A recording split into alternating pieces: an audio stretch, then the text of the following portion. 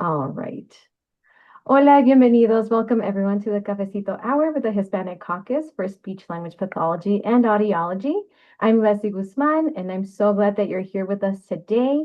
I'm a bilingual speech language pathologist. I am a listening and spoken language specialist, and I have the honor of serving as the vice president for professional development here at the Hispanic Caucus. And so I want to take a moment to acknowledge the fact that May is Speech Language Hearing Month, and also bringing the awareness that it is also Pediatric Feeding Disorder and RFID Awareness Month. And I know that this is often misunderstood, but it deeply impacts our community. And so we wanted to have a special guest today that has all the knowledge about this wonderful topic. And so, yeah, let's go ahead and get started. And before we do that, I do want to take a moment to share who we are. We are the Hispanic Caucus for SLP and AUD. We are a diverse comunidad of professionals, students, and advocates committed to representation, connection, and better support for the multilingual and multicultural communities we serve. Our roots and stories span across Latin America and the Spanish-speaking world, and our mission is to increase resources, research, and Spanish-speaking professionals in our field, so our communities can feel seen, heard, and supported. If you'd like to stay connected with us, I encourage you to scan the QR code on the screen so you can join our mailing list. You can also check out our website. You can check out our Instagram. And please, if there's anything that you'd like to share, this is going to be a very safe and space open. I encourage everybody to just raise your virtual hand if you'd like to speak. And yeah, we'll call on you. Okay, without further ado, I'd like to introduce our Cafecito guest. And while I read Inez's bio, if you could please put in the chat where you're joining us from and where you work, that would be amazing so we can get to know one another. And just say a warm welcome to Inez. She is a hospital-based SLP serving in a level 3 NICU, pediatric ICU, and pediatric inpatient setting, where she specializes in infant and pediatric feeding and swallowing for some of the hospital's most medically complex patients. And so we're so happy to have you with us, Inez. How are you today?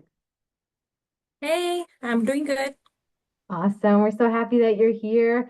And so let's get started. If everyone could put in the chat either what they're drinking. I also have this little pretend menu in case like we want to pretend that we were with each other. I see Inez is having her drink. I'm having my latte. This morning I made myself a brown sugar latte, which is not on the menu, but anything that Inez, if you had to pick one of these drinks, what are you thinking? Okay, iced for sure. Okay. Um, I think a caramel latte. Ooh, yum. I've And never had a strawberry latte. me either, which is why I put that one on the menu. I'm like, how would that Yeah. taste? Strawberries and coffee. I don't know. And let's see, we have Debbie joining from Fort Worth, Texas. Awesome. She says she's been in SLP for 27 years in the schools. That's exciting. I think I'm usually, it depends on the time of the day, but in the mornings, right before noon, I'm still a hot drink person. And then after that, I'm all about that ice drinks. Coral says that she's a senior SLP and telehealth provider. Excellent. In California. Welcome. Ooh, she says she's having a cortadito after lunch. Yum.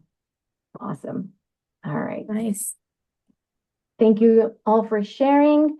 So let's start with a little myth or fact. This is going to be a space for all of us to learn, for Inez to give us her insights. But then at the same time, we want this to spark conversation. So if you feel like you would want to, join us in the conversation, again, raise your virtual hand and we can certainly have you join the conversation. So here we go, Inez. Myth or fact? In the NICU, parent involvement in feeding should be limited to avoid risk. Okay. Let's see what everybody thinks. If you could put it in the chat, let us know if you think this is a myth or a fact. And if you'd like to expand on that, let us know why. Okay, we're getting some myths in the chat.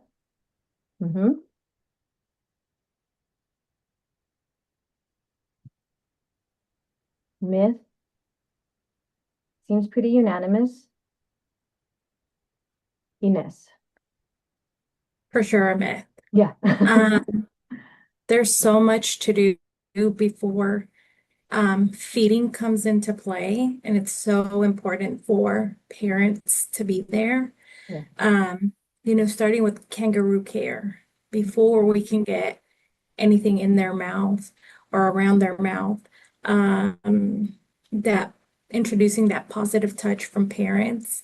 You want to include them in everything. There are situations where it is risking, but that's why you have a team. It's not just you, it's your parents. You have, your respiratory therapist, your nurses, your neonatologist. But the more comfortable they are, starting with handling, those Mm. are all precursors to feeding. Then they're when that time does come. Um,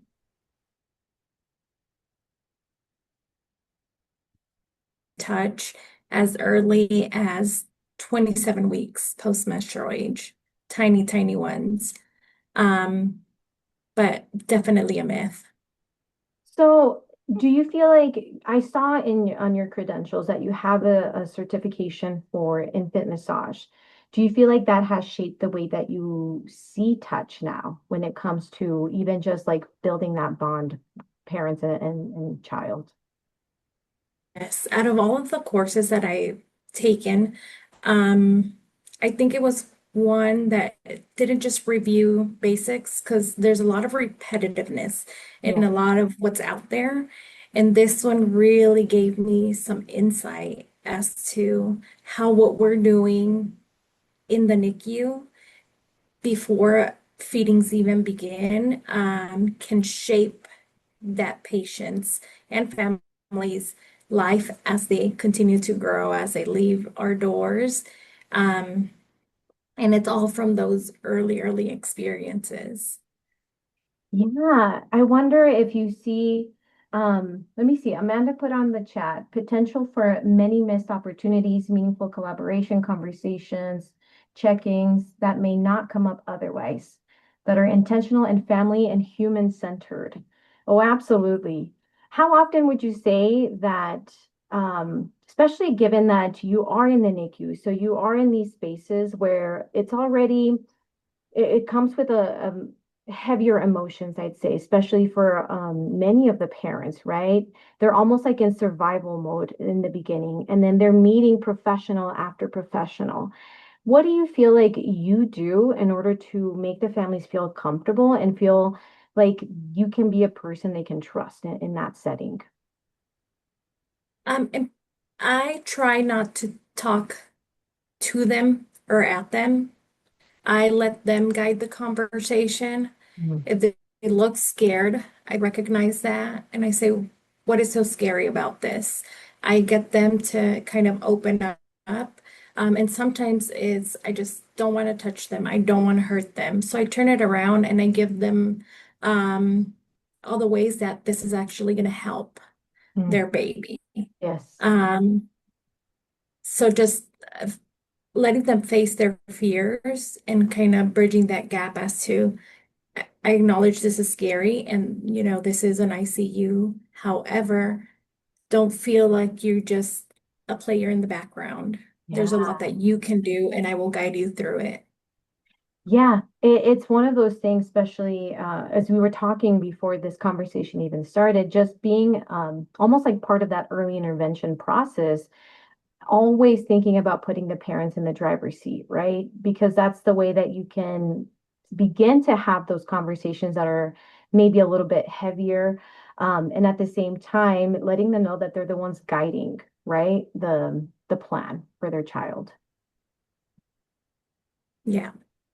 And then Rebecca wanted to know what is the name of the course that you recommended? It's a neonatal touch and massage certification. Excellent. What does that take to get that certification?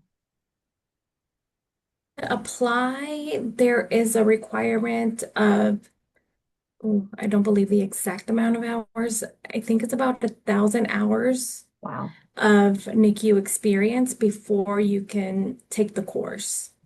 But that can come from different sources, not just direct patient care, but NICU grads. So if you've worked in the high-risk follow-up clinic or even early intervention, those hours can count towards the experience that's required.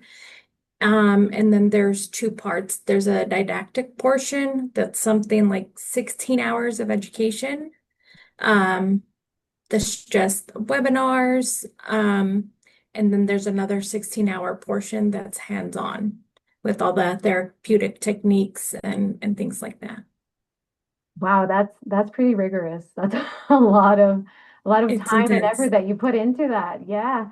And I Yeah. didn't know that. My daughter was in early intervention, and so I know about infant massage from just, hands-on, doing it with my daughter. And I can say just from that experience that it helped us really build that bond.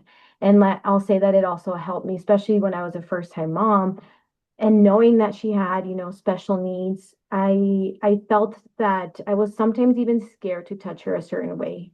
And then after, exploring and learning more about massage, I'll say that personally for me, that fear went away.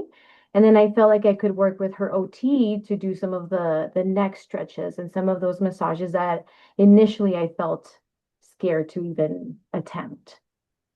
Yeah. All right, let's see. So the next one, we'll do it the same way. Please put in the chat. Every infant with feeding difficulties will outgrow them without intervention.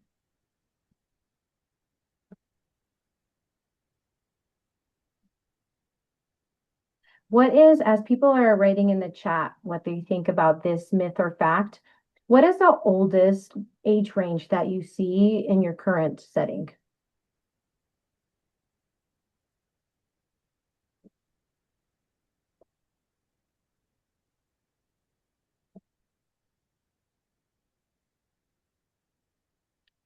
Let's see, everyone unanimously put myth.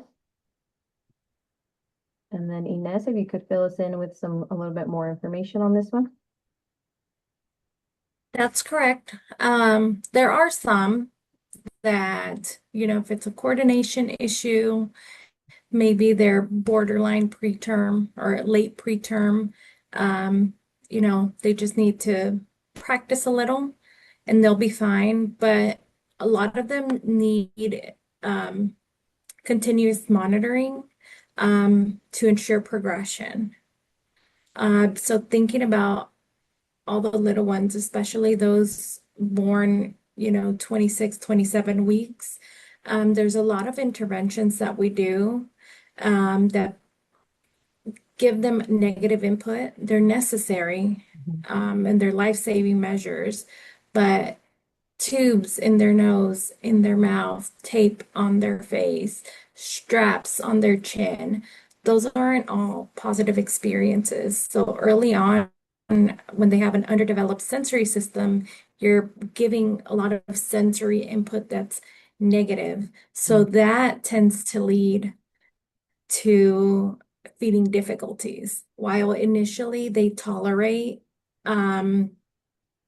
maybe their oral feedings via a bottle, maybe by the time that they need to start chewing or using their tongue to move the bolus around their mouth, those memories that the body stores, as far as all that negative touch, can come back and it can show up as aversions or picky eating. So it's always good to keep an eye on them. And then back to that question, what would you say is the oldest, I guess the oldest age range that you see in your setting? So because I cover the PICU Mhm. and regular floor admissions, my age range is from premature infants. The youngest I've seen is 26 weeks Wow. post-menstrual age, and I can see up to 18-year-olds, although usually older than 13, 14, I don't get that much. If Mhm. there is a motor vehicle crash and they have a brain injury. Usually trauma cases are the older kids that I'll see here in the hospital. Do you ever see like recurring patients say that they were discharged and then they come back? And do you see some of the same, difficulties follow them throughout their years? Oh yeah, we have our regulars. There's some with progressive diseases like childhood Huntington's.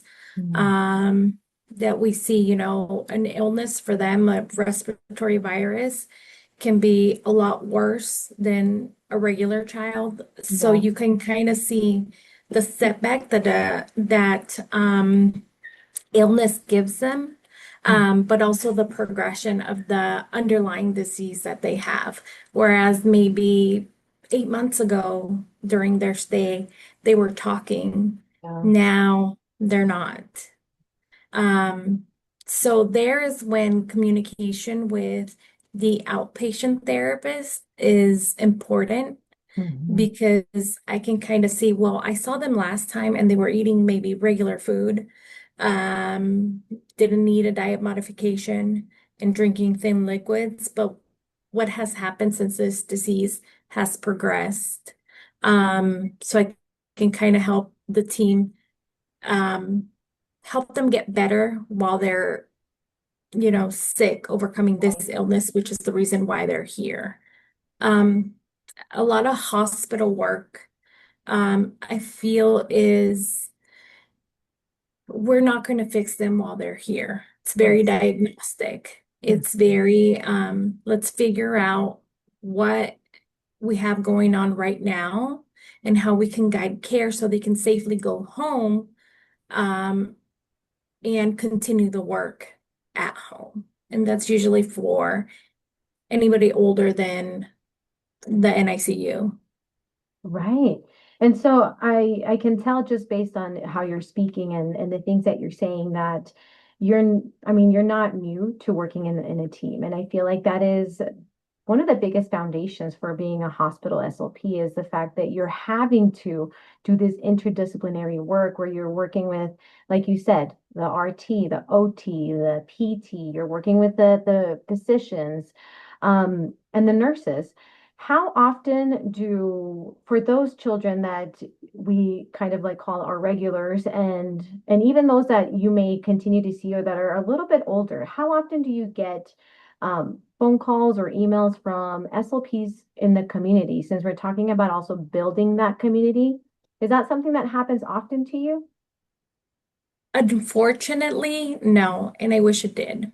Hmm. I am always open to communication. I think that's going to lead to better outcomes. I am not too sure if it's just my community or my surroundings, but if I need to know something about their care and I can't find in their notes, I will take it upon myself to call um, the treating SLP because they have more insight than sometimes even the parents. Yes. And that's going to help me. And I wish outpatient therapists called me more because I have the tools. I have, I can do a barium swallow study. Mhm. I can do a fees, and I can do it while they're here if it's appropriate. If they're, just got over that hump of what brought them here, let's get Mhm. this done before they leave. But I won't know unless, the therapist informs me.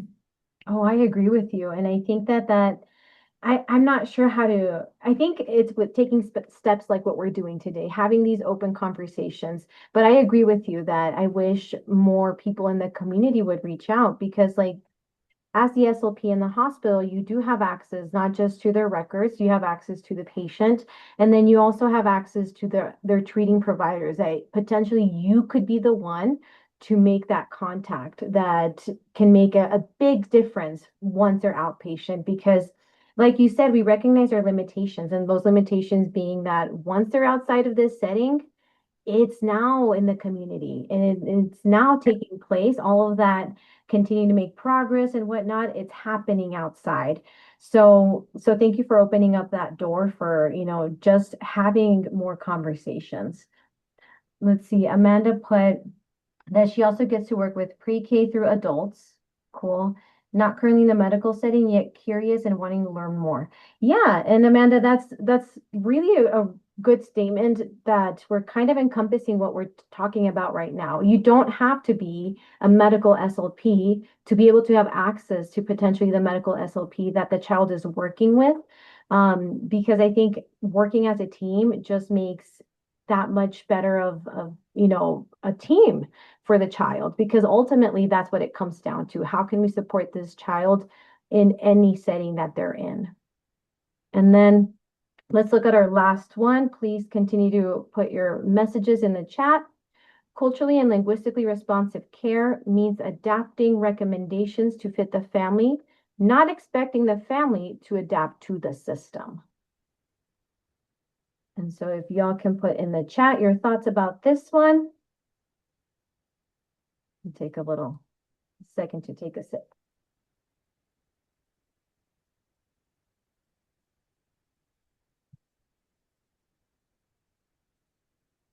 Good, we're getting some fact. Pretty unanimous with our group. Coral, fact in all caps. I love that. Same thing with Lisbeth, Lisa, and Debbie. Inez, your thoughts? Well, for sure, it's a fact. And I think it goes beyond um, respecting culture and Yeah. acknowledging culture. So it sometimes takes doing a little more digging um, beyond how they answer your questions. Mm. Um, for example, um, I'm in a very low socioeconomic area. I often get parents with transportation issues Yeah. or childcare issues. And I see them get dismissed. For example, someone will comment, that mom never comes. Yes. She she said call her when the baby's ready to go home. And it could be dismissed as a parent that doesn't care.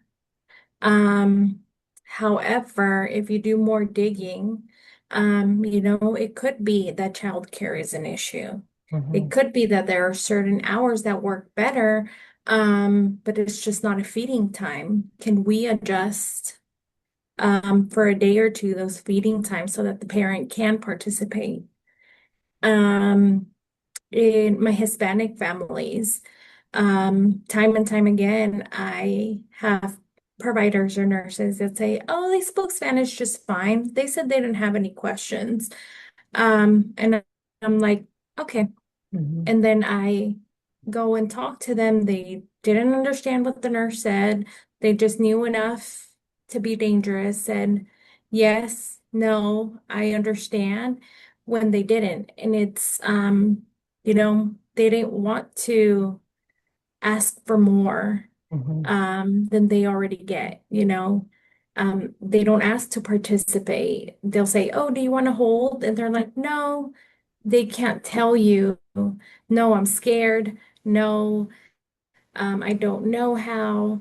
Um, and most people don't ask the questions, well, why? And not in a accusatory tone, but trying to figure out what is that underlying issue for this specific family.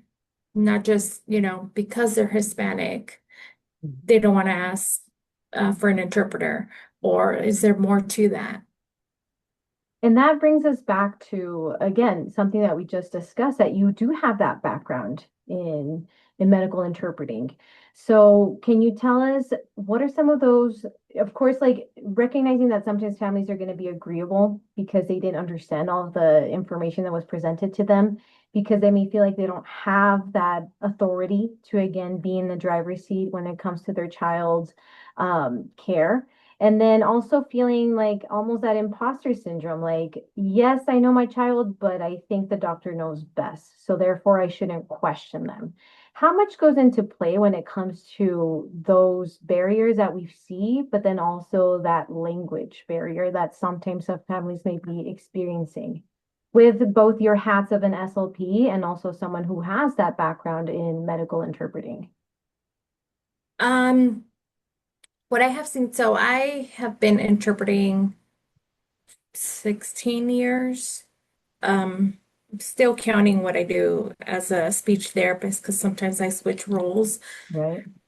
And what I see in this current climate is an increase of people refusing services. I feel like our community just wants to lay low. Yeah. I'm not going to bring attention to me.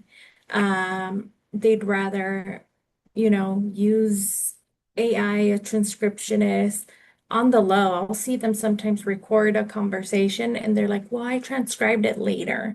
Instead of asking, I'm like, we have the tools, we have interpreters, but unless somebody recognizes that, they're not going to offer Mhm. the service and tell them that it's safe. Right. Um, so it's one, I'm already a burden here. I'm not going to ask for more than what's given. And that includes, maybe clarification in their own language. Mhm. And that entails a lot of trust, trusting their clinicians, trusting the doctors. I enjoy when I can bridge that. But it's also tasking Yeah. because it's always like, oh, hey, you, um, come and explain it to parents when I'm like, I may have other priorities. Um, but I've done well in educating my team, my unit on when it's appropriate to call me and when we use the resources that we do have and let the parents know that it's safe. I love that. Is there like any sort of like script or anything that you say to ensure that parents feel safe when it comes to advocating for their needs when it comes to culture and language? Place the onus on the nurses. Like if the nurse tells you something and you happen to not understand it, the nurse can get in trouble for not using it. Mm. For not using an interpreter. And so they feel more like, oh, I don't want to get this nurse in trouble. I don't want to get this doctor Yeah. in trouble. So, Yeah. and I encourage the nurses to present it that way too. I love that. Do you feel like and I know that you mentioned like that the team is well trained. Did that take you putting maybe like that up to the team to say like, hey guys, we need to have more conversations about this, or was this like something that the hospital did?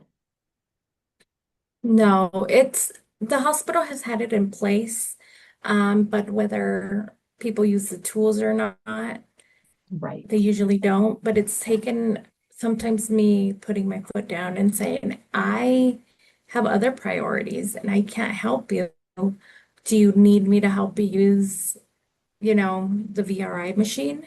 Right. Um, and so I've done a lot of educating. It's taken a lot and it's ongoing Have you because put on there's any always new courses for the people. team? No, No. but that's a good idea. I feel like you would be great at that. I did take one of the courses that you put together with, I believe she may have been your colleague, um, talking about culture and DEI and whatnot. So I'm like, I Hmm. had a feeling that maybe you've done something like that in the unit. Let's see. Amanda says, I feel this helps demystify what responsive care can look like, identify paths to supporting and honoring clients and families' autonomy, access to resources that are relevant and meaningful to them, etc. Absolutely. All right. So now we've gotten through those myths and facts. We did have a QR code where people could submit their questions. And this is not just for this cafecito, but moving forward, we'll have the same structure. And so now I'm going to stop sharing so we can see Inez and we will, and I'll go through the questions, what people wanted to know. The first one says, which pediatric and swallowing courses, so we talked about one of them, but do you recommend for school-based SLPs to take in order to bridge over that medical setting, bridge that gap? One that I feel that really helped me is actually become with the National Association of Neonatal Therapists. Once you're a member, they have, I think 90% of their courses are free, Wow. and they're not all just feeding. A lot of it is foundational, understanding fetal development, Mm. uh, um, positioning, handling.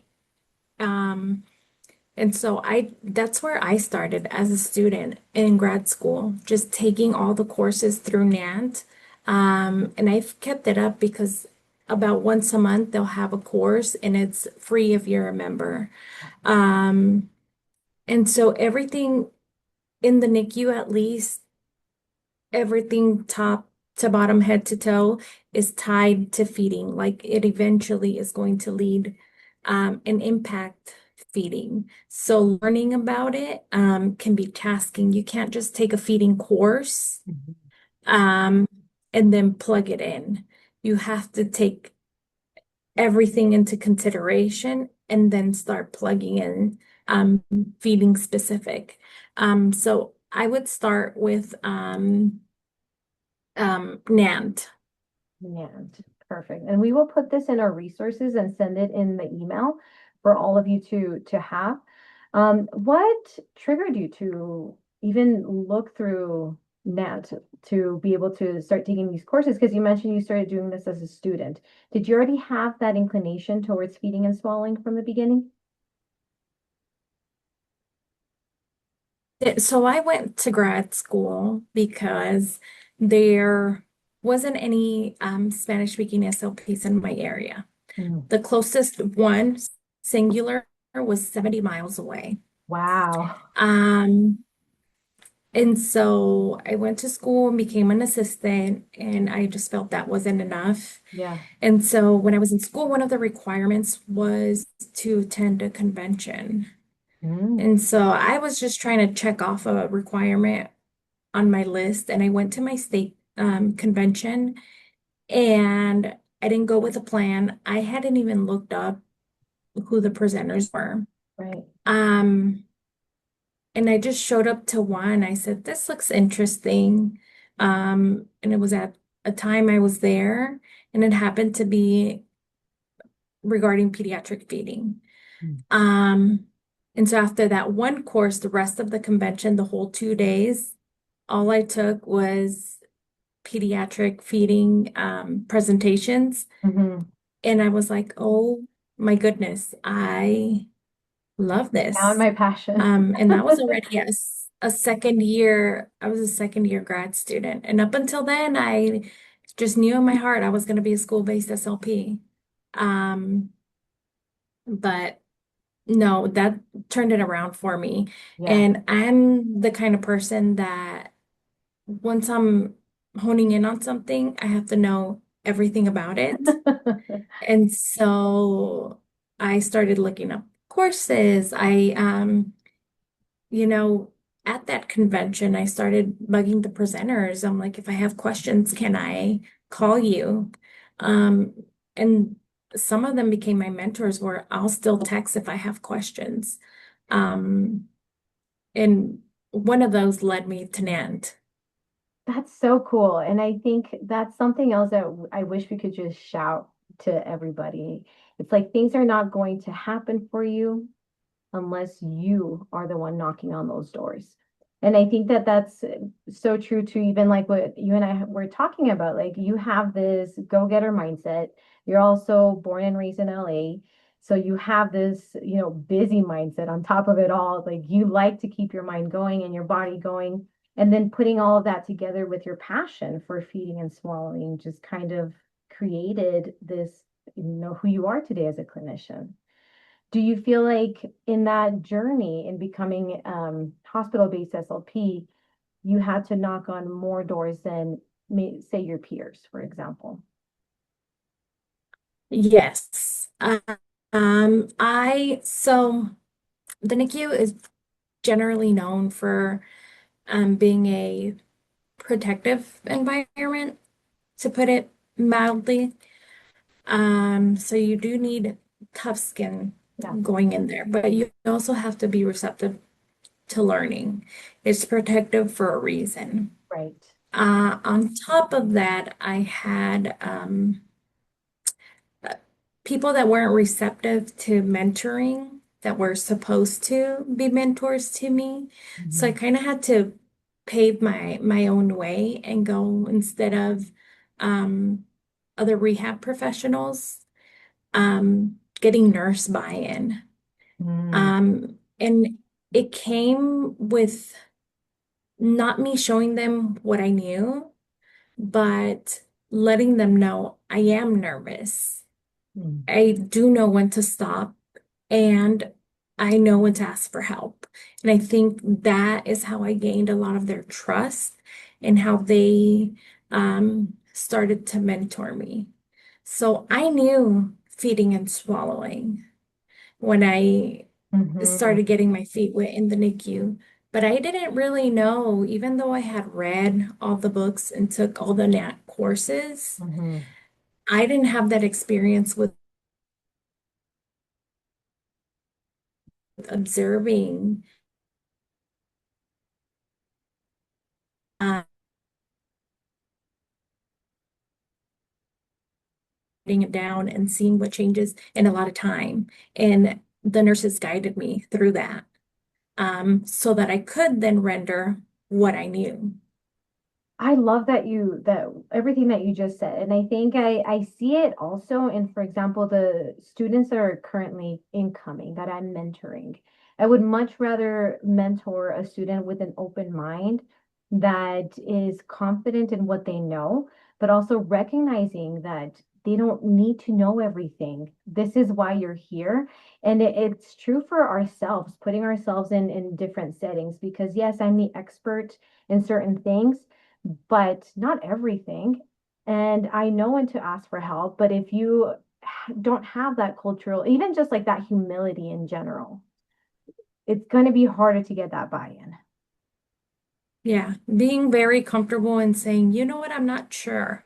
I feel a lot of students or new grads want to have the answer. Yes. But I feel like you said I respect them a lot more if they say, I'm not sure. Where can I find the answer? Or do you want to just give it to me? Right, right. And then that's up to the mentor to be able to continue that conversation and guiding in a certain way. I'm curious to know for the people that are here present, if they're mentoring, what are some of those key, I think, characteristics that you look for in students that you find to be more favorable, and then those things that potentially you find a little less favorable? I'm just curious to know. In the meantime, I'm going to read the next question. So, what path do you recommend for an SLP interested in working in this setting, hospital-based, who never got an opportunity during grad school, especially if they're transitioning from school-based?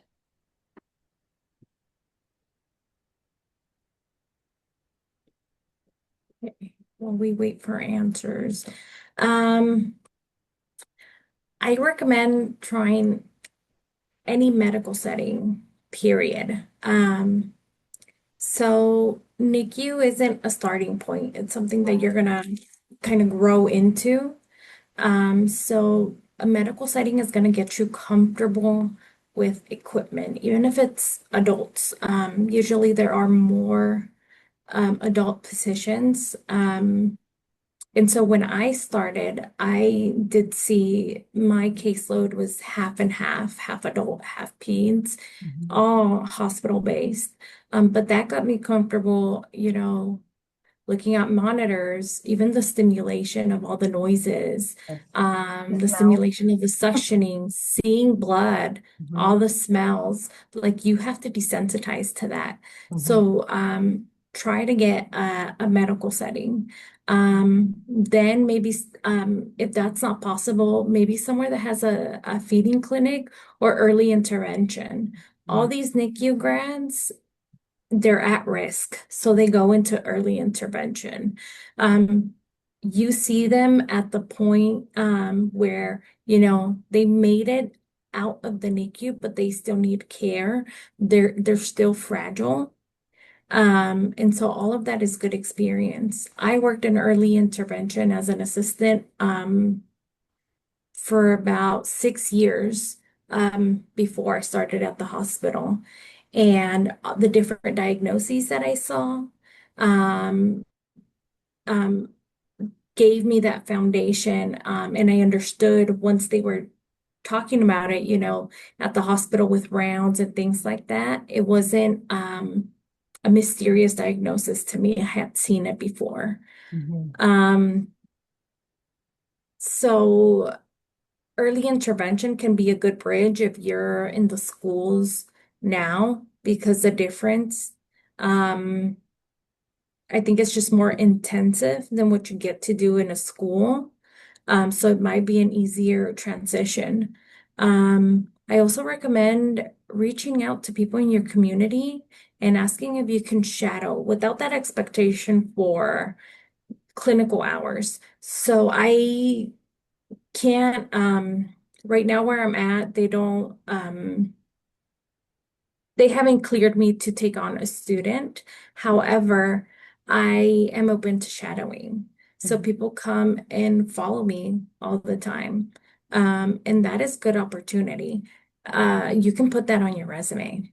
Right. And it's a good a way to get your toes wet because maybe you get there and you're like, I thought I wanted to do this, but this is so boring. Right. Or this I could not handle. Like you saw the monitors beeping and the baby turned blue and that's scared Mhm. you away. Mhm. It's a good way to for you to see like, oh yeah, maybe I am into this or no, definitely not for me. I thought I wanted to do that, but I'm running. So I will get students call me from their school, say, can I usually they ask if there's a placement and I can't offer that, but Mhm. I offer them a shadowing opportunity. If that's, it's on their own time, which also shows how much they Yes. want it. Oh, I love that. I love that you said that. Like, you don't have to see a NICU position or SLP and think that that's going to be the next point. It takes a long time and a lot more experience to be able to get to that point. And I love all of the other, ideas that you've given people, like early intervention being one of them, any other opportunity like a sniff, anything where there's that opportunity to get your feet wet when it comes to the hospital or medical based experience, it all counts towards something. And it can all shape you or lead you to the person that will be there to help you um enter the position of your dreams. Yeah, and present that on your resume. It's going to show that you've been intentional about it. Like the Hmm. opportunity hasn't presented itself, but while I've been honing in on my skills, I've still been intentional about keeping up with, coursework that's specific to the NICU. And I've been intentional about shadowing, and I've been intentional about opening those doors. I think if I was to see a resume that showed that, that's who I want to give an opportunity to. Yes. And as we were talking about all of this, you had brought up the fact that being in that conference led you to having this interest, led you to exploring more. And correct me if I'm wrong, but are you a part of now the board of your state association? And tell us a little bit more Yes. about that. Yes, I am it's a long title, Director at Large for State Reimbursement Advocate. Uh-huh. So anything that deals with Medicaid, I'm always in meetings, um, delivering information that's coming, with the support of ASHA, seeing how we can support people in our state, the SLPs in our state. With advocating for laws, payment, Yeah. all of that. What do you think it has driven you to continue to be this advocate? Because it takes a lot to put yourself out there to reach out to organizations, reach out to providers while having a full-time job, while being a parent. What do you find is this drive for advocacy? I feel like that's how I fill my cup in ways. So, for example, with the Hispanic caucus, I told you when I started speech, I wanted to be the bilingual clinician. Mhm. And so when I was graduating, I was at a crossroads. I had this hospital offer Mhm. and I had a school offer. And I'm like, my skills are going to help so many more bilingual children and families if I go to the schools Mhm. than at the hospital. Mhm. And why did I do this to begin with? So I had to do a back and forth, like how am I going to be a martyr for my community, but not like what I do so much? Mhm. Or am I going to take this hospital job and give up what I started? Right. I started to help my Hispanic community, Mhm. but I fill my cup in serving the Hispanic community Mhm. by being a board member with the Hispanic Caucus. Yes. So I feel that that's similar um, with the state board, Yeah. advocating for legislature and for payments and things like that. Um, I do it through serving on the board. Yeah, and it's huge. Like the impact, sometimes it doesn't feel like it makes a huge difference, but then the more that you're with it, the more that you continue. I love that you said that. Like it's also for ourselves to know that we're doing something to better the community, whether it has a little, like a small impact or a huge impact, that will tell. However, being in it and continuing to do the work is what really matters and continues to, shape who we are as people and grow our community, which is so important. So I think we have time for one more. I think we've covered a lot of this, but tell me what you feel, because somebody here is talking about being nervous because there's such high stakes in the hospital, having that high pressure. Just to kind of summarize all of this, what do you feel makes a med SLP a med SLP? What are some of those like foundational requirements that, yeah, you could build on all of that, but what do you think it takes? Um, I think being nervous is a good sign because you have respect for the setting that you're in. Mm. And your top priority is to keep your patients safe. I've seen some new grads come in and struggle. It had nothing to do with their knowledge base or their grades, but their expectation for what the setting is. The Mhm. setting here is very diagnostic. Yeah.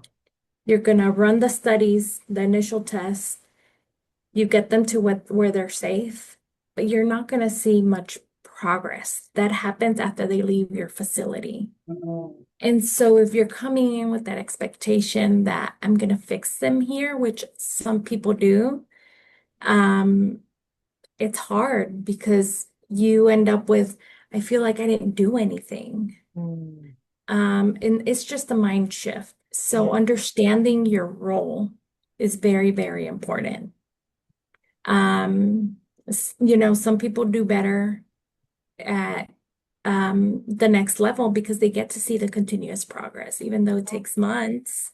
But they get to see that and they fill their cup that way. Yeah. That is what brings them joy. I like the diagnostic Mhm. part. It drives me crazy sometimes. They leave and we never figured it out. Mm. We tried so hard and this, baby ended up with a G tube. I couldn't do more. That can be tough Yeah. if you have that mindset of, I'm gonna fix them. Right. Um, so respecting where you're at, and also being confident in, again, what you know, what you don't know, Yeah. and being able to answer questions on the spot. I had to attend rounds with doctors and respiratory therapists and nurses, and you're discussing a case, and sometimes the most important person is you, Mm. and you are teaching the doctor. So it's important that you are confident in what you're saying. Even if they don't always respect your recommendations, Mhm. um, that you stand firm and you know why you're giving those recommendations. I love that. There's so many components to being a medical SLP. And I think you've hit the nail on the head when it comes to a lot of these, comments in terms of like having that mental flexibility, always looking for, having that investigative hat. And then at the same time, you're having that hat where you're supporting the families to make sure that they're getting what they need, making sure that they're the ones driving the the whole experience in the time that they're there, because it could be short, it could be long, and we won't know that.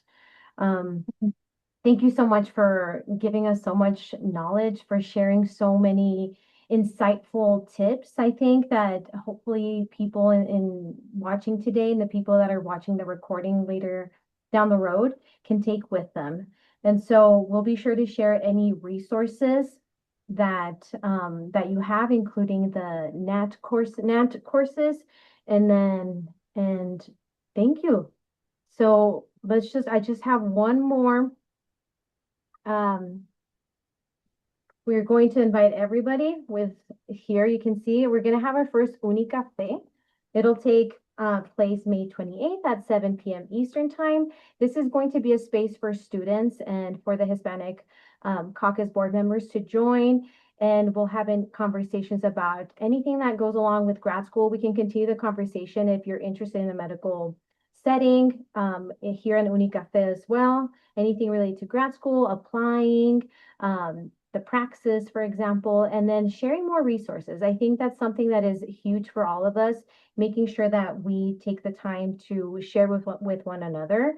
And Inez, you really did that beautifully today. So thank you for being here with everybody, for sharing again your knowledge, your experience, and your heart, because I think at the end of the day, it takes a lot to be a part of a board and to be a part of a hospital, to be again a mother, to be an SLP, and then on top of everything, wearing all these hats to make sure that our patients are receiving what they need. Um, for those people that are still on, if you could scan the QR code on the screen, that'll take you to our survey, because we need to hear from you. We want your ideas and we want to make sure that we work together as a community. So Inez, any last thoughts as we close today's cafecito? I'm always open for mentorship. If you want to reach out to me, you can email me, we can book a call. I will never charge. Um, this is being recorded. I'm open about just true mentorship, and answering questions as time allows. So feel free to reach out. Thank you so much. And the way that you can reach her is you can email the Hispanic Caucus, and we will make sure that she gets the message. If it's directed to Inez, put that on the subject line, and she's on there all the time, so she'll know. Well, thank you, everybody. This concludes today's cafecito, and take care. We're getting some thank yous on here. All right, Inez, thank you so much. And